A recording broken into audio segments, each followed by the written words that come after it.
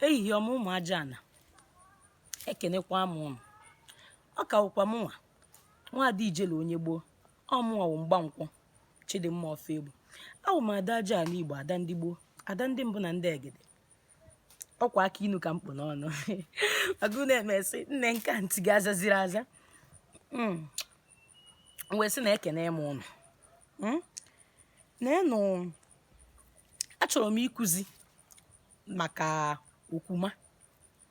Onwe ndị si na ha amalụ ihe bụ okwuma. O nwere ọtụtụ anyị na-amara afọ Igbo ya, afọ Igbo okwuma. Ihe ha ji wee mara ya shea butter, ọ ya bụ ihe a.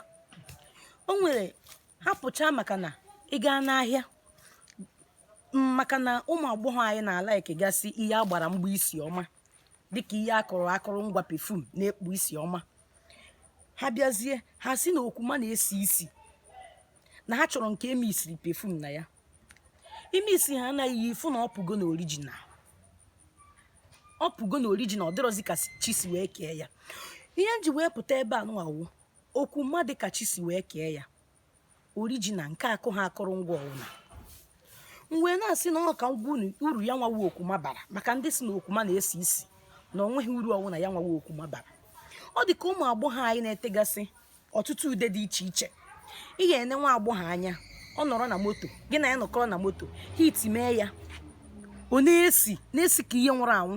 Ọ bụrụ na ọ bleaching cream, o nwere ihe dịka chi si wee kee ya. Mmadụ iyuzi ihe dịka chi si wee kee ya na-adị ezigbote mkpa.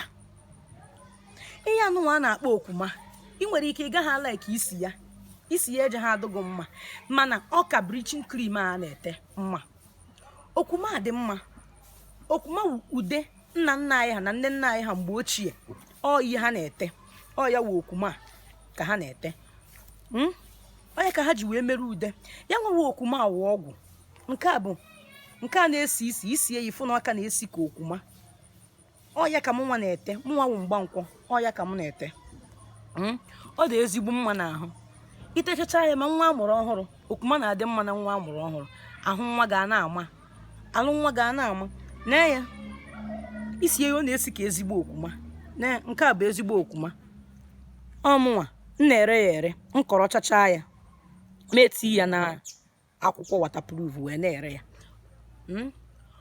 Okwuma anụnwa ọ na-adị mma.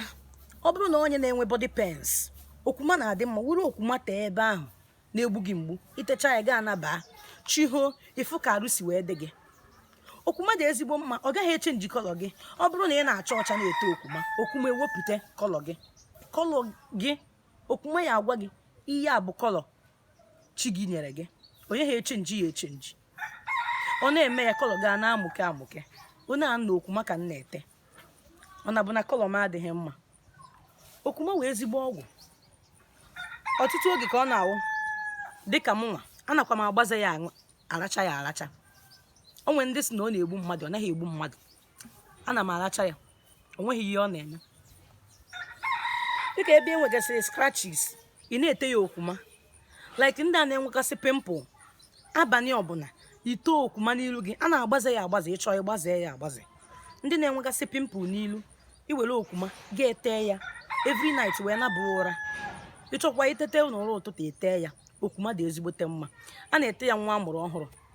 Ọ bụrụ na onye agba ikpere na-eme, na-ete okwuma na-agba ikpere ahụ. Ọ bụrụ na onye na-enwe ukwu mgbu, na-ete ya, na-anọ ya okwuma. O nwere ka esi ete dị okwuma. Ị na-etechafụ ya etechafụ. Ị na-anọ ya n'ukwu ahụ, ị na-etechafụ ya. Ọ wụkwa ebe ị na-ete ya na-agbagote. Ebe ị na-etechafụ ya ka dị sickness soro ya na-apụ. Ọ bụrụ onye ọkpa mgbu na-eme, ị na-ehichafụ ya, na-ete ya okwuma, na-anọchafụ ya anọchafụ. So okwuma wee ezigbote ọgwụ.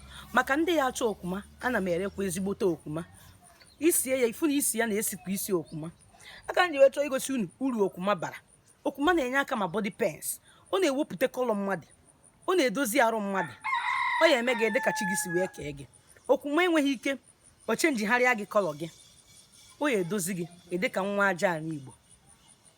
Ka emesịa.